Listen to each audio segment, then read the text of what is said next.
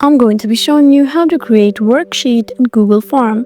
So it's really easy, so let's get right into it. So just go ahead and open your Google Form. If you're using it through your PC, and just go to that website, and you just need to look at the bottom where you have multiple options here like actions, files, favorites, and settings. Just go to actions, scroll all the way down till you find assessment, worksheet, course evaluation. It's completely up to you what you do. Just tap on worksheet. So you have the whole format of how to create a worksheet.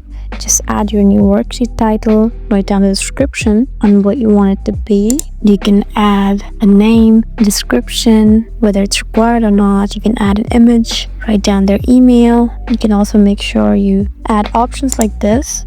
What you need to do is just look at the top right where you can see the three dot button. Just tap here, and now you have the option to save the form, publish the form, and many more. You can also try sharing it. You have share settings right over here. It's completely up to you what you do. You can also try saving the form, but in order to do that, you need to have the premium version. So make sure you have that, or you can use your free trial. So there you go. I hope this video was helpful for you. Please leave us a like and drop us a comment down below, and we'll see you again in our next video.